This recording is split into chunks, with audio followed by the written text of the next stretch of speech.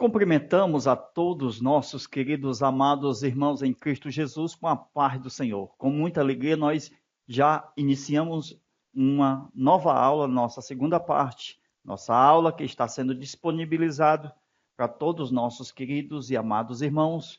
A lição de número 3, nós vamos falar sobre eleição e predestinação. Estamos falando das lições bíblicas dominicais. Iremos estudar esta lição com base na leitura bíblica de Efésios, capítulo 1, versículo 4 ao 12, e iremos estudar sobre a eleição e predestinação. Esta é a nossa aula de número 2 e vamos para o nosso comentário.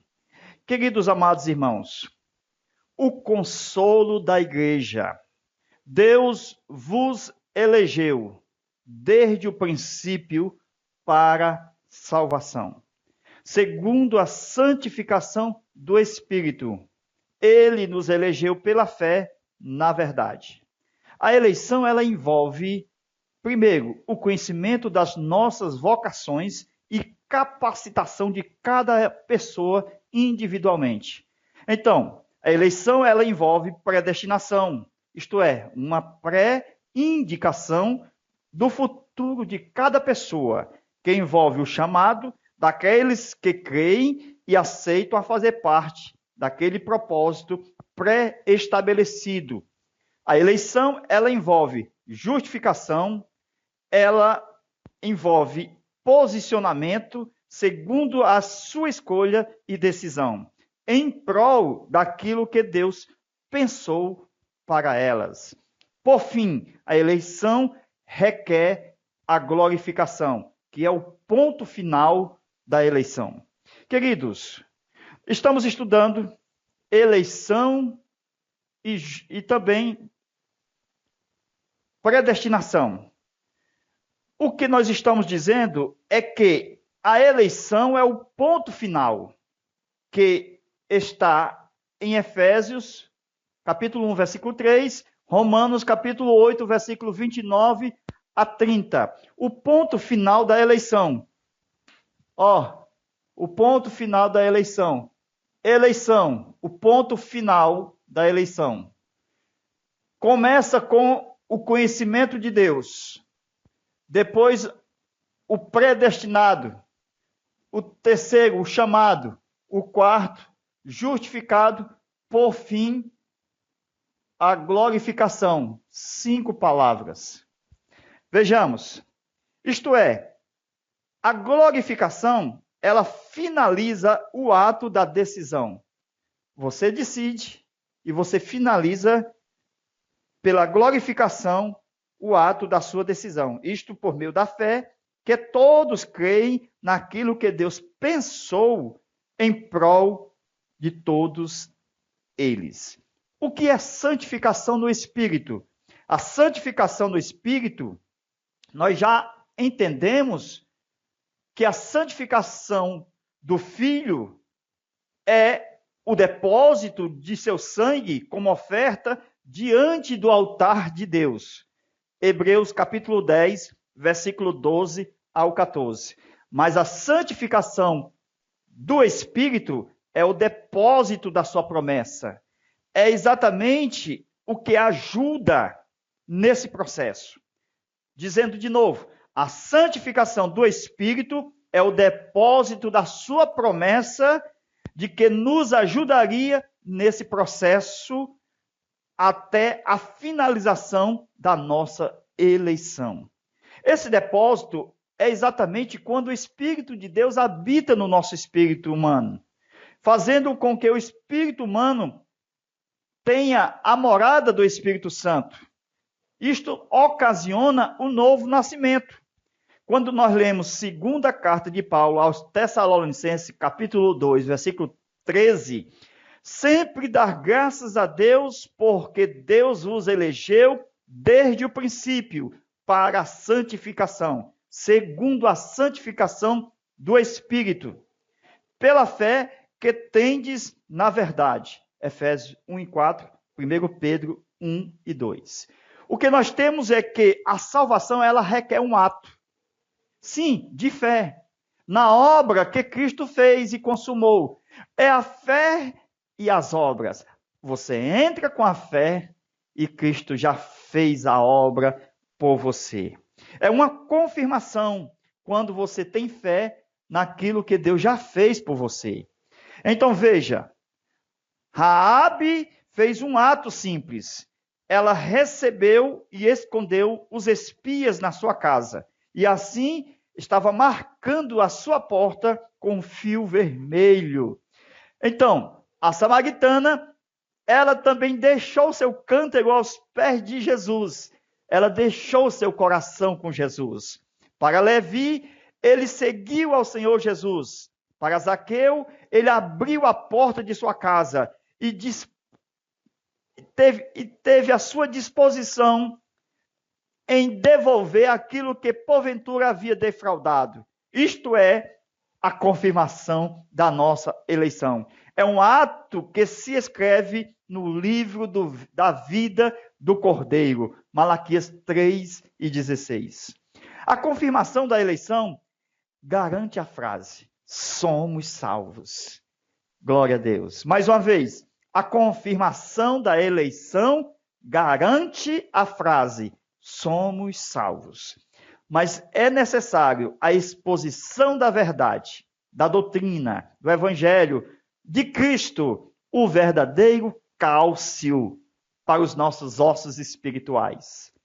Nós estamos falando de Romanos, capítulo 6, quando temos uma pergunta: continuaremos no pecado para que a graça abunde? Versículo 2, de maneira nenhuma. A graça não é um passaporte para a permissidade, para o pecado. Jamais ela abre a porta para você pecar. Então, existe uma falsa graça.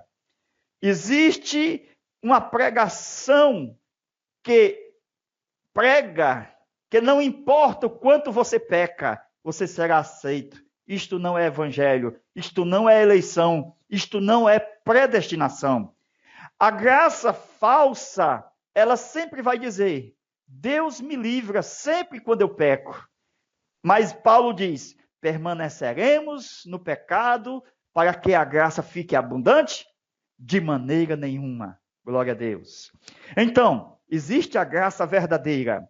A graça que é verdadeira, ela jamais lhe dá passaporte para você viver no pecado, na perversão. Cuidado com a mensagem dos pregadores que pregam subliminares, mensagens subliminares, seja desde os Estados Unidos, vindo até o Brasil, são falsas doutrinas no meio da igreja. A graça, ela veio com espinhos, ela tem cruz, ela tem espinhos, ela tem alerta, que são os espinhos da graça. É a nossa eleição que é confirmada por nossa escolha. Os espinhos é um sinal dado por Jesus, que seu sangue nos purifica de todo pecado. É uma condição, conforme João, se andarmos na luz, se tivermos comunhão uns com os outros, os espinhos aparecem para a nossa disciplina. E aí, viveremos na ignorância bíblica para não suportar a sã doutrina? Jamais.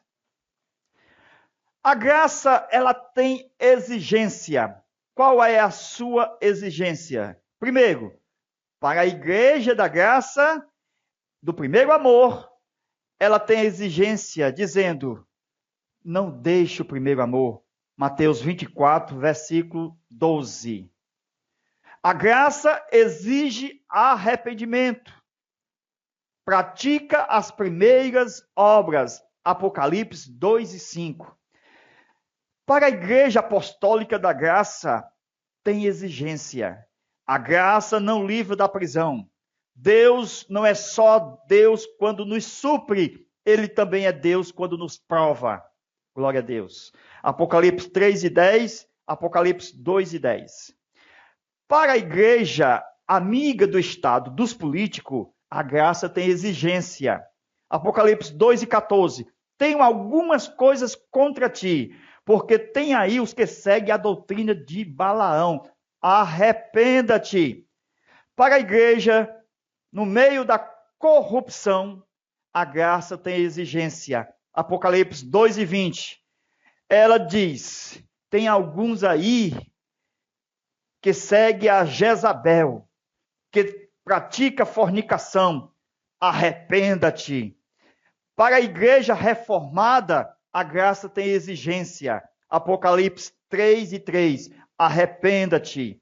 Para a igreja fiel, no meio dos falsos judeus e da falsa sinagoga, a graça tem exigência. Apocalipse 3:9. Arrependa-te.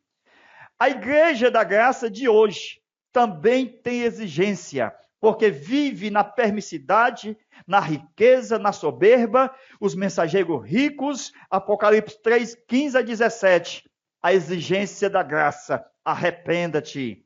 Deus sempre nos dará uma oportunidade, mas o castigo de Deus é uma grande prova do seu amor. O castigo de Deus, ele não vem para matar, mas também ele vem para tirar os membros que são fontes de escândalo. Somente o zelo e o arrependimento encurta o tempo do castigo. É o segredo da graça para o pecador.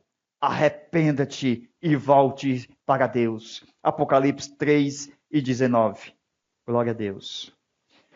Romanos 8, versículo 29-30. O trabalho do Criador, desde o conhecimento. O trabalho do Criador, desde o Dantes, aqui inicia a criação. Então, tudo estava na presciência, no conhecimento de Deus. Quando Deus imaginou, no seu Dantes conheceu, Colossenses 1:15, um corpo. Foi a primeira coisa que Deus pensou. Um corpo. Porque ele já tinha alma. Ele já era espírito. Ele pensou em um corpo. Foi nesse corpo que ele pensou, que ele fez um corpo para Adão. Por isso que esse corpo foi criado. Este aqui foi formado. Glória a Deus. Então, o de Adão não foi criado, ele foi formado. O de Cristo, ele é o primogênito de toda a criação. Ele foi criado, o corpo de Cristo.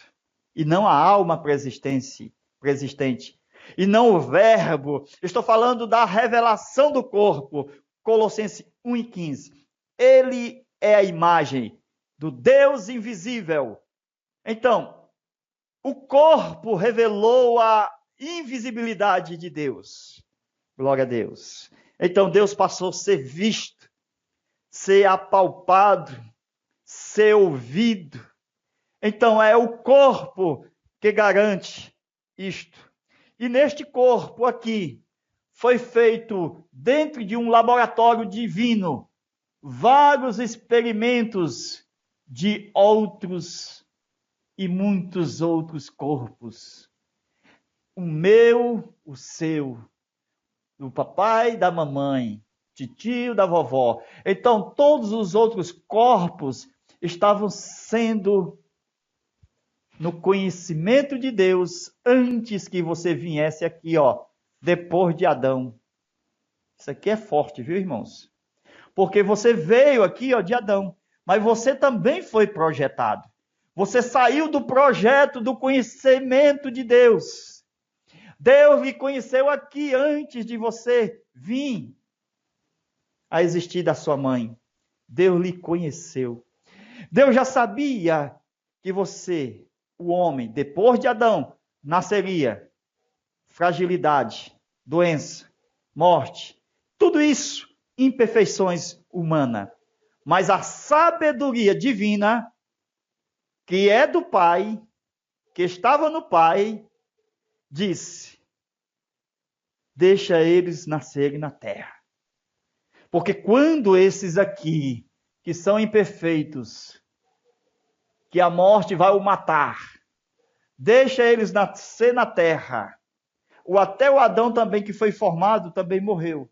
Todos os outros em Adão também morreu. E tantos os outros que vão nascer vão morrer. Mas deixa eles nascer. A sabedoria divina diz o seguinte: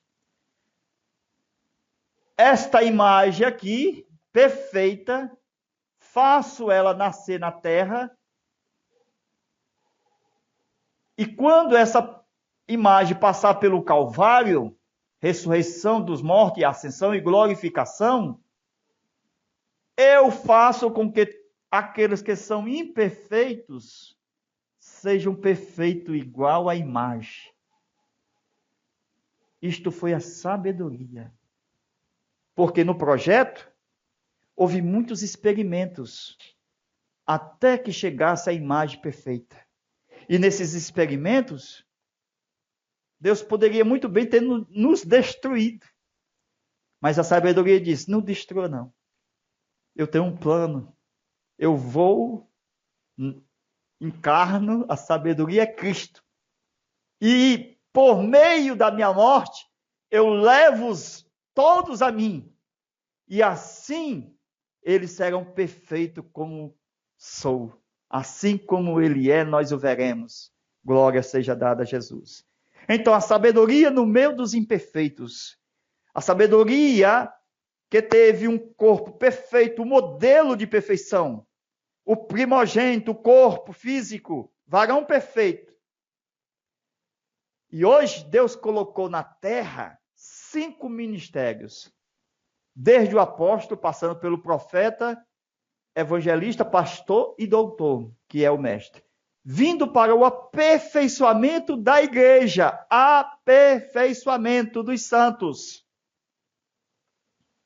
Porque nós não éramos perfeitos, estamos sendo aperfeiçoados. Este é o projeto do Dantes Conheceu.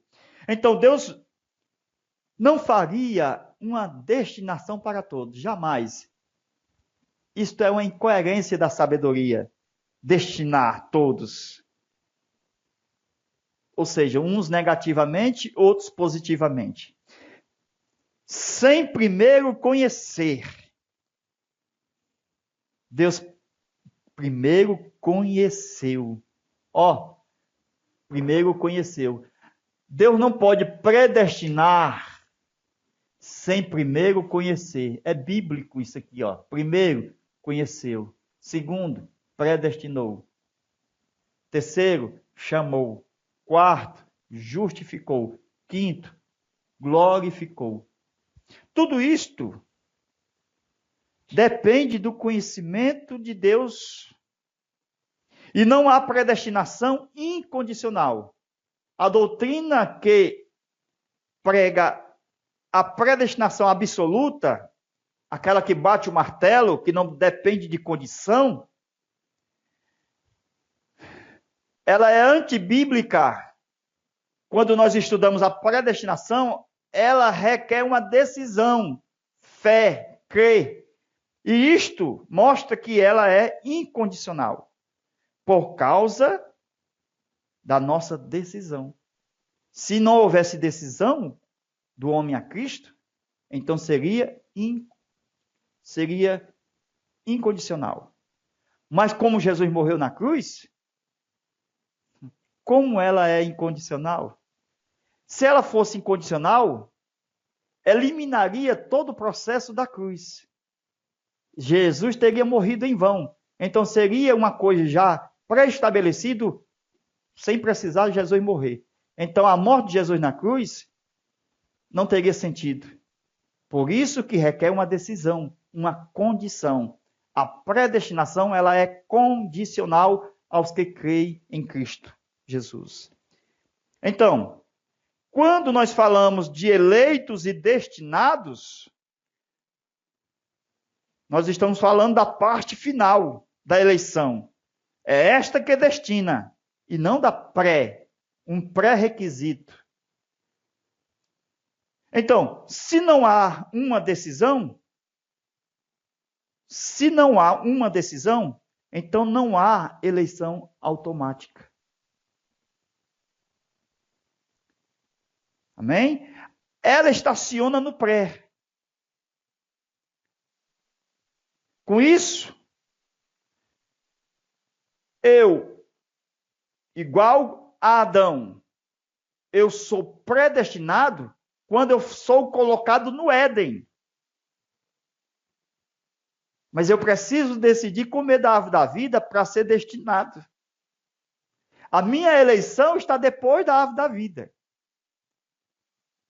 Eu tenho um Cristo como a minha árvore da vida. Então eu decidi a comer da árvore da vida. Glória a Deus. Amém? Então precisa de uma decisão. Para Adão era a árvore da vida. Ele tinha que comer da árvore da vida para garantir a sua eleição. É uma doutrina bíblica. A predestinação, quando ela requer uma decisão. Porque em si mesmo ela já dita que é preciso uma decisão. Por que ela quer uma decisão aqui, ó? Porque o terceiro é o chamado. Ele chama os que estão aqui, ó. Deus chama os predestinados. Quando tem o chamado, eu tenho que decidir se eu vou ou não vou. Fui chamado. Quem? Os predestinados. Mas só que aqueles que não são, aqueles que não escolhem vir ao chamado, muitos são chamados e poucos escolhidos. Então, aqueles que não dão crédito ao chamado, eles se esbarram na pré-decisão, na predestinação. Eles ficam lá na pré. Jamais serão destinados, porque eles ficaram só no pré. Então, Cornélio precisou crer, meus irmãos, decidiu crer na palavra de Pedro para poder ser eleito. Tem que ter uma decisão. O meio chega. O anjo chegou para Cornélio. Foi o meio. Mas o anjo não salvou Cornélio. Ele disse, só tem Pedro. Vai até Pedro. Escute Pedro. Creia na palavra de Pedro, que é a palavra de Deus. E assim, Cornélio teve uma decisão. Saulo de Tarso, ele teve um encontro com Jesus. E ele decidiu a crer em Ananias. Foi Jesus quem disse, vai e creia no que Ananias vai falar para você. Precisou de uma decisão. O etíope, aquele eunuco, ele estava lendo o livro do profeta Isaías. Ele precisou de crer em Felipe, quando disse a respeito de Isaías. O que você está lendo? Você crê? Quer ser batizado? Você crê? Então, depende de uma decisão.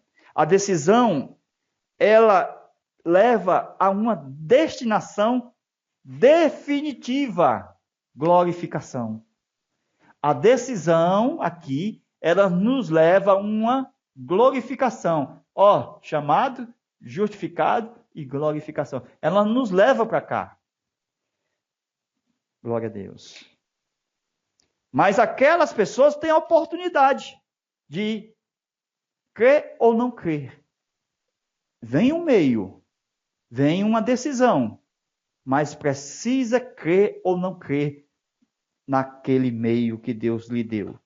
Então, a predestinação, como definitiva, como muitos estão ensinando, ela cai.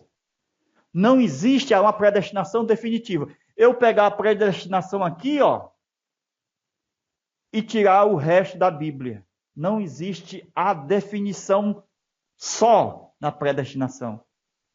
Eu não posso pegar uma parte da sopa. Eu tenho que pegar a sopa inteira. Glória a Deus. O que eu estou dizendo é que, enquanto a pessoa não decide, ela está só no pré. Ela precisa de decidir, porque a predestinação requer uma decisão, e toda decisão ela é inspirada e inspecionada por uma obediência. Glória a Deus. Quando nós decidimos a obedecer. E assim, como Adão, ele tinha que obedecer a Deus, de comer da árvore da vida, assim nós temos que obedecer, também está ao lado de Cristo, que é a nossa árvore da vida. Se nós decidimos, nós estamos no caminho da eleição e seremos destinados definitivamente para a glorificação, que é a parte final do processo da eleição. Deus abençoe. Fica na paz de nosso Senhor e Salvador Jesus Cristo. Amém.